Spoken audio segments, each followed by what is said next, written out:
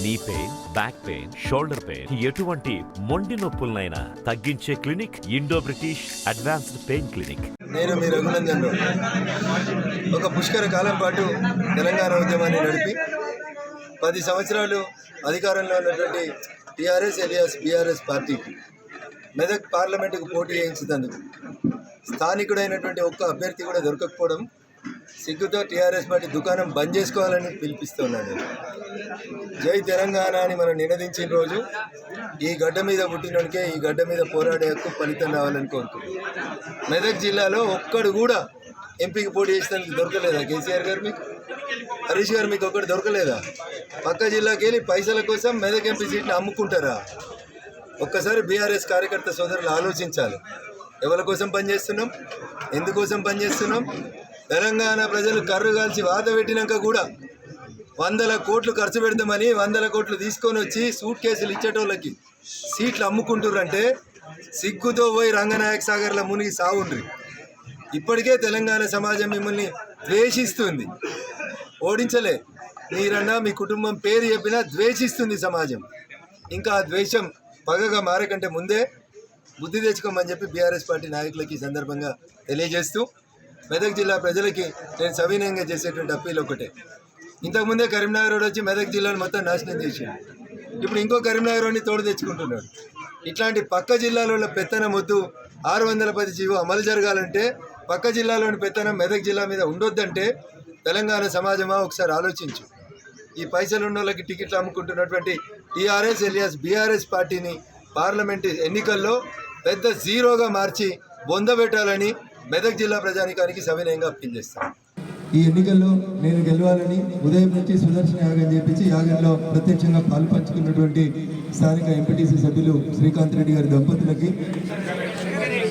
శంకర్ రెడ్డి గారి దంపతులకి, రమేష్ గుప్తా గారికి ఉదయం 7 గంటలకు వస్తా అని చెప్తే 7 గంటల నుంచి 12 గంటల దాకా ఇంత ఓపికగా ఉన్నటువంటి మీకు అందరికీ కూడా మరొకసారి శిరస్సు వంచి నమస్కారం తెలియజేస్తాను. 2 విజ్ఞప్తులు. 4 గంటలు నా కోసం వెయిట్ చేసారు. అందరితో కలుస్తాను, అందరితో ఫోటోలు దిగుతాను. దయచేసి ఎవరు కూడా టెన్షన్ పడేది. 2 బర్త్డే కార్యక్రమం లాస్ట్ సెలబ్రేట్ చేసుకుందాం. మనం మీటింగ్ పెట్టుకున్న ఉద్దేశం 2 విషయాలు మీతో పంచుకోవాలని నేను ఇక్కడికి రావాలనుకున్నాను. బర్త్డే అని చెప్పి మా మిత్రులు గుర్తు చేసిన ఏం కాదు కార్యక్రమం సాఫీగా పోతుంది అనుకున్నాను. కానీ రాత్రి 3 దాకా పడుకొని లేదు, పొద్దున 6 నుంచే కొంచెం ఇబ్బంది అయింది ఇంటి నుంచి. అందుకని ఆలస్యంగా వచ్చినందుకు అర్థం చేసుకోవాలని చెప్పి మీ అందరికీ కూడా సవినయంగా అర్థం చేస్తున్నాను. నేను 2 విషయాలు మీకు చెప్పదలుచుకున్నాను. మీ అందరినీ చూసిన తర్వాత భారతీయ జనతా పార్టీ మెదక్ పార్లమెంట్ అభ్యర్థి అయిన నేను నా గెలుపు విషయంలో నాకైతే ఎట్లాంటి అనుమానం కనబడుతుంది. 4 గంటల సేపు ఎర్రటి ఎండలో ఇంత ఓపికగా ఇంత కలర్ఫుల్గా ఈ కార్యక్రమాన్ని నిర్వహించిందంటేనే ఈ మండల ప్రెసిడెంట్ రామరెడ్డి గారు మిగతా అందరూ మండల ప్రెసిడెంట్లు ఆదర్శంగా తీసుకోవాలని చెప్పి ఈ సందర్భంగా అప్పీల్ చేస్తా ఉన్నాను. పోటీ మనలో ఒకరికొకరికి పోటీ ఉండాలి. రామరెడ్డి 100 మోటార్ సైకిల్ తోటి చేస్తే పక్కన ఉన్నటువంటి వర్గల్ మండలాధ్యక్షుడు అనుకోవాలి నేను 150 తోటి చేసి చూపెట్టాలి. రామరెడ్డి కంటే నేను ఎక్కువ మొగోనిరా భయని అనిపించుకోవాలా? అట్లా ఆ పోటీతత్వం అనేది మనకు ఎందుకు ఉండాలంటే పాజిటివ్ వైపు ఉండాలి, మంచి వైపు ఉండాలి. ఆ పోటీతత్వం అనేది జూన్ 4వ తారీఖు రోజు ఎన్నికల ఫలితాలు వస్తే జూన్ 6 లేదా జూన్ 7వ తారీఖు రోజు మరొకసారి ఈ దేశానికి ప్రధానమంత్రిగా నరేంద్ర మోడీ గారు ప్రమాణ స్వీకారం చేయబోతున్నారు. ఎవరికైనా డౌట్ ఉంటే చేతులు ఎత్తి. ఎవరికి డౌట్ లేదు కదా? నాకు డౌట్ లేదు. నరేంద్ర మోడీ బరాబర్ ఈ దేశానికి 3వసారి ప్రధానమంత్రి అవుతాడు అనేటోళ్ళు చేతులు ఎత్తిరా? 2 చేతులు ఎత్తిరా? సో ఇంత కాన్ఫిడెంట్గా ఉన్న మనం ఏం చేయాలనేది ఒకసారి ఆలోచించుకోరు దయచేసి. సో ఏప్రిల్ 13కో 15కో ఎలక్షన్స్ అయిపోతాయి, 20 రోజులలో ఆగమాగం అయిపోతుంది అనుకున్నాం. కానీ ఎందుకో ఎన్నికల సంఘం తెలంగాణ మీద దయదలిచింది. 50 రోజులు మనకు టైం ఇచ్చింది. అది మీకోసం, మా కోసం, అందరి కోసం ఇచ్చిన సమయం. 2 పనులు చేయాలి బూత్ అధ్యక్షులు. మిగతాలో చేయవుతారు అగన్నాను మీకు డౌట్ రావచ్చు, అందరూ చేయాలి. కానీ బూత్ అధ్యక్షులు ముందుగా 2 పనులు చేస్తే పని అల్కగా అవుతుంది. మెజారిటీ ఎంత పెరగాలో అంత మాక్సిమం మెజారిటీ పెరుగుతుంది. కాబట్టి మీరు అందరూ కూడా దయచేసి 2 పనులే. పెద్ద ఏం నేను మొద్దులు కొట్టమనిలే, మొరాలు కొట్టమనిలే, సకల ముగ్గులో పెట్టి 4 గంటలు కింద కూర్చోరంటలేను. ఏం చేయకూడదు. మీకు అందరికీ మీ ఓటర్ లిస్ట్ వచ్చి ఉంటుంది. మీరున్న బూత్ అధ్యక్షులు ఒకసారి చేతులు ఎత్తుంది. 1 2 3 4 మొత్తం సకాలు లేకపోతే సగం లేదు. మీకు ఓటర్ లిస్ట్ వచ్చి ఉంటుంది, పాత అసెంబ్లీ ఎలక్షన్ అప్పుడు ఎప్పుడో వచ్చి ఉంటుంది. వచ్చిందా? మీరు బూత్ అధ్యక్షుడా కాదు? ఎవరైనా బూత్ అధ్యక్షుడు నిల్చోవే నువ్వు, పక్కన లేకపోతే నువ్వు నిల్చో. అయినా నీ బూతులు ఎన్ని కమ్మలు ఉన్నాయి ఓటర్ లిస్టులో? 652 ఓట్లు. ఒక కమ్మల 60 ఓట్లు ఉంటాయి. అవునా? అంటే నాకు తెలిసి 11 కమ్మలు ఉంటాయి నీ బూతులు. ఒక ఓటర్ లిస్ట్ ఉన్న పేజీ తీసుకుంటే ఒక సైడ్ 30 ఓట్లు ఉంటాయి, ఇంకొక సైడ్ 30 ఓట్లు ఉంటాయి. ఒక అమ్మ అంటే 2 సైడ్లు లెక్క పెడితే 60 ఓట్లు ఉంటాయి. నీ 652 ఓట్లు అంటే 11 కమ్మలు ఉంటాయి. ఊర్లలో పెద్ద మనుషులు మనకు సామెత ఎప్పుడు 10 మందిలో పని సుఖం, ఒంటరిగా తిండి సుఖం అని చెప్పేటారు. ఇప్పుడు బూత్ అధ్యక్షుడు ఏం చేయాలంటే రేపు పోయిన తర్వాత ఇలా భోజనాలు అయిపోయినాక 10 మందిని మీ ఇంటికి పిలిచి ఛాయనో టిఫినో పెట్టు, మనిషికి ఒక అమ్మ వాళ్ళ జేబులో పెట్టు. ఇప్పుడు మా ఇంటి నెంబర్ 1-9 ఉందనుకోండి, 1-9 ఉన్న పేజీ ఆ వార్డులో నీ దగ్గర వచ్చిన 10 మందిలో ఎవరి ఇల్లు ఉంటే వాళ్ళకి ఇచ్చేసేది. ఇది మొదటి దశలో చేయాల్సినటువంటి పని. సింపుల్ పని.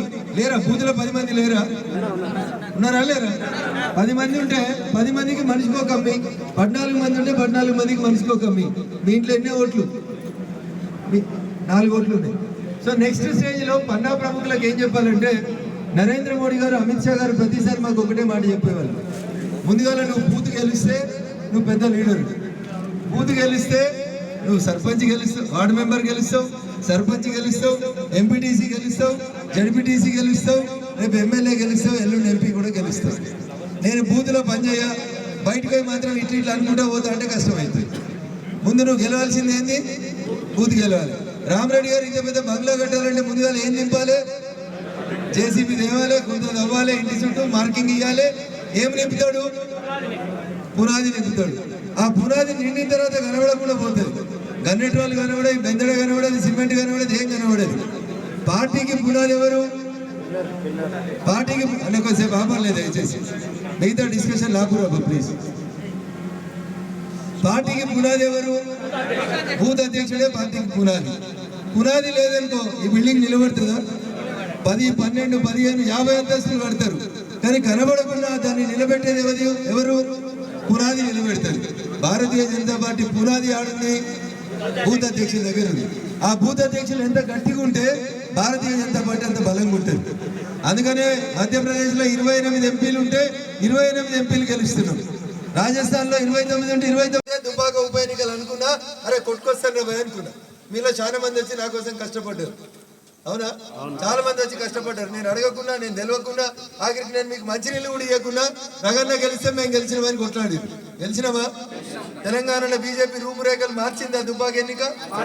రేపు మెదక్ పార్లమెంట్ లో భారతీయ జనతా పార్టీ గెలిస్తే కదా, గెలిచినాక రఘునందన్ అనేటోడు దుబ్బాకలో గెలిచి బీజేపీ పేరుని ఎట్లా నిలబెట్టిండో, అసెంబ్లీలో ప్రతిరోజు దుబ్బాక అనే పేరు లేకుండా అసెంబ్లీ నడవనిచ్చిందా? అట్లే రేపు నన్ను మీరందరూ ఆశీర్వదించి పంపిస్తే మెదక్ కీర్తి ప్రతిష్టల్ని ఢిల్లీ పొద్దున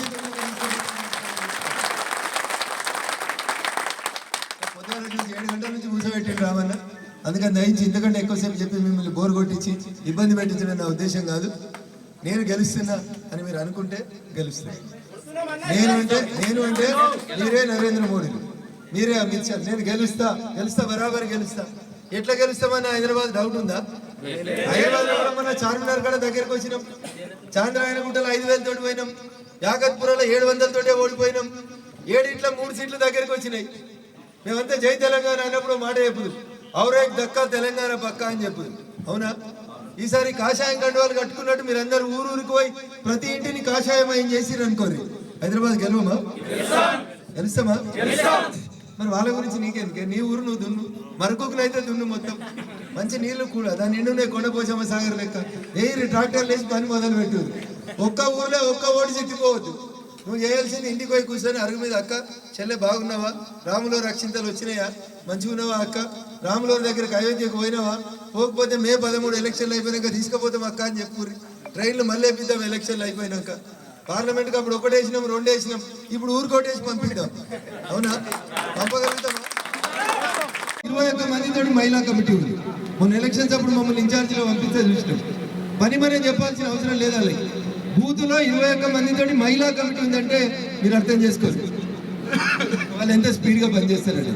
సో ముందుగా కమ్మలు ఇయ్యండి, ఛాయ్ పోయి టిఫిన్ పెట్టు, రోజు జేబులో సెల్ ఫోన్ ఎట్లుంటుంది, పెన్ ఎట్లుంటుంది, కంటద్దాలు ఎట్లుంటాయి, ఏటీఎం కార్డు ఎట్లుంటుంది, అట్లా రోజు వాళ్ళ పన్న వాళ్ళ జేబులు ఉండాలి 50 రోజులు. అన్నున్న ఓట్లన్నీ 60. నరేంద్ర మోడీ గారు, అమిత్ షా గారు ఏం చెప్తారంటే, నువ్వు బూతు గెలవాలంటే రేపు బీఆర్ఎస్ వాడు, కాంగ్రెస్ వాడు, కమ్యూనిస్టులు, సిపిఐలు, సిపిఎంలు, షర్మిలక్క, జగన్ అన్న, ఇట్లా చాలా పార్టీలు అన్ని ఒక దిక్కు అవుతాయి, ఒక బీజేపీ మాత్రమే ఒక దిక్కు నిలబడుతుంది. ఒకటే ఒక పార్టీ, మన హైందవ ధర్మం కోసం కొట్లాడుతున్నటువంటి పార్టీ ఒక భారతీయ జనతా పార్టీ మాత్రమే అని చెప్పి మనం ఒక్కరిని ఒక దిక్కు చేసి మిగతా వాళ్ళందరూ ఒక దిక్కు అవుతారు. అప్పుడు ఏం చేయాలి మనం? మన జేబులో ఉన్నటువంటి 60 ఓట్లలో మన లక్ష్యం ఎంత ఉండాలంటే సగం కంటే ఒక ఓటు ఎక్కువ తెచ్చుకోవాలి. సగం 30 అయితే మనం తెచ్చుకోవాల్సిన ఎన్ని 31 ఓట్లు మనం తెచ్చుకోవాలి, 29 ఓట్లు మిగతా అన్ని పార్టీలకు పంపాలి. వదిలేయన్న, దేవుని అయితే నా నోటు జర పెద్దగానే ఉంటుంది, అందకు ఇనవుతుందా? సో 60 ఓట్లు ఉన్నటువంటి బూత్లో మనం తెచ్చుకోవాల్సినటువంటి ఓట్లన్నీ 31 ఓట్లు తెచ్చుకోవాలి. సగం కంటే ఒక ఓటు ఎక్కువ తెచ్చుకోవాలని చెప్పారు అమిత్ షా. సరే, ఏం పేరు అధ్యక్ష? నీ పేరు స్వామి అనే బూత్ అధ్యక్షుని ఇంట్లో 4 ఓట్లు ఉన్నాయి. ఎన్ని ఉన్నాయి? స్వామి వాళ్ళ ఇంట్లో 4 ఉన్నాయి. కొద్దిసేపటికి నన్నే స్వామి అనుకోండి. మా ఇంట్లో 4 ఓట్లు ఉన్నాయి. నా జేబులో ఉన్న కమ్మలో 60 ఓట్లు ఉన్నాయి. ఇడిదికి ఒక 3 ఇండ్లు లెక్క పెట్టుకోరు. వీళ్ళ ఇంట్లో 4 ఓట్లు ఉన్నాయి, వీళ్ళ ఇంట్లో 4 ఓట్లు ఉన్నాయి, సీనియర్ వాళ్ళ ఇంట్లో 4 ఓట్లు ఉన్నాయి. 3 ఇండ్లే. నువ్వు మొత్తం మరకు గీకొనకే లాగోనకు దున్నకు. నీ ఇంటికి ఇటుపక్క 3 ఇండ్లు తీసుకో. 3 నెలలు ఎన్నైనాయి? ఇవి 12 అయినాయి. ఇటొక 3 ఇండ్లు లెక్కేసుకో. ఎన్ని ఓట్లు అయినాయి? 12 ఎన్నైనాయి? మా ఇంట్లో ఎన్ని ఉన్నాయి? మొత్తం ఎన్ని అయినాయి? 3. ఇంకొక ఇల్లు దొరకదా నీకు? నీ బస్తీలో దొరుకుతుందా? దొరకదా? ఊర్లలో ఈ పక్క ఆ పక్క ఎవరి ఇల్లు ఉంటాయి? అన్నదమ్ములయో, పెదనాయనోళ్ళయో, చిన్న అయినోళ్ళయో, ఇంకా కాకపోతే మన కులపోనే ఉంటాయి. ఈ 3 ఇళ్ళకు పోయి ఓట్లు అడుకోవడం చేత కాకపోతే రేపు నేను మరకు కింద ఉందా, గజివేలు దున్నుతా అంటే అవుతుందా? ముందుగా గిటు 3 ఇళ్ళని దండం పెట్టుంది. నువ్వు పోయి పొద్దుగా లేవగానే దండం పెడితే అక్క వాకిలు శ్రావి ముఖం మీద తలిపేస్తుంది. ఎందుకంటే పాలెళ్ళకి పంచాయతీలు ఉంటాయి. పొలం కాడ గట్టి పంచాయతీ, ఆ పంచాయతీ, ఈ పంచాయతీ ఉంటుంది. వాళ్ళకి మనం అంటే నచ్చకపోవచ్చు. దారా మనం విభీషణ్ రమణ కూర్చొని సో నచ్చకపోవచ్చు. ఒకసారి నమస్కారం పెట్టినాం, వాళ్ళకి మనం అంటే నచ్చలేదు, ముఖం మీద తలిపేసిరు. మళ్ళీ తెల్లారి పెట్టు, 2 రోజులు పెట్టు, 3 రోజులు పెట్టు, 4వ రోజు ఏమనుకుంటుంది, వీరి ఇంట్లో మనవాడు విడిచి పెడతట్లేడు, రాత మీ ఛాయ్ తాగిపోదు రా అంటారు. మెల్లగా ఇంట్లో అడుగు పెట్టు. 5 రోజులకు, 6 రోజులకు తర్వాత పువ్వు తింటాం. ఏంది రోజు పొద్దులా నమస్తే పెడుతున్నావు కొత్తగా అంటారు. ఏం లేదు అక్క, ఈ తాప ఎలక్షన్లు వస్తున్నాయి, జర అన్నకో బావకో చెప్పి జర పువ్వు గుర్తుకోట ఏమని చెప్పి. పెద్ద మనుషులు ఏం చెప్తారు? తినగా వేప తీయనుండు. నువ్వు రోజు దండం పెట్టినావు అనుకో, రాంగా పొంగ అక్క బావ అన్న ఏదో ఒకటి అవుతారు కదా. ఇంటి పక్కడికి వరుస ఉండదా? కలుస్తారు కదా. గిటు మూడు కొట్లాడడం చేతనవుతుందా కాదా? సో పన్నా ప్రముఖుల్ని మీరు వేసుకుంటే బూత్ అధ్యక్షుడు ఇంటికి పోయి బూత్లో ఎంతమంది ఉన్నారనేది పిలిచింత ఛాయ్ పోసి, సార్ రామరెడ్డి అంటే పెద్ద పటేలు కాబట్టి అందరికి భోజనాలు పెడుతున్నారు, మిమ్మల్ని భోజనాలు పెట్టమని అడుగుతలేడు బూత్ అధ్యక్షుడు. ఛాయ్లో నీళ్ళు బిస్కెట్లో పెట్టి ఆ 10 మందిని పిలిచి మనిషికో కమ్మ చేతిలో పెట్టు. ఇది రఘునందన్ రావు కోసమో, రామరెడ్డి గారి కోసమో, ఎల్లయ్య కోసమో జరుగుతున్న ఎలక్షన్లు కావు. ఇప్పుడు జరుగుతున్న ఎలక్షన్లు భారతదేశాన్ని ప్రపంచ ఆర్థిక వ్యవస్థలో మొదట 3వ స్థానానికి, తర్వాత 1వ స్థానానికి తీసుకురావడానికి ఒక పునాది కోసం జరుగుతున్నటువంటి ఎలక్షన్. మీకు డౌట్ ఉందా నరేంద్ర మోడీ గారు 3వసారి గారని? లేదు కదా. మరిన్ని వీడియోస్ కోసం ఛానల్ ని సబ్స్క్రైబ్ చేయండి, లేటెస్ట్ అప్డేట్స్ కోసం వాట్సాప్ ఛానల్ ని ఫాలో చేయండి, అండ్ లింక్ డిస్క్రిప్షన్ లో ఉంది.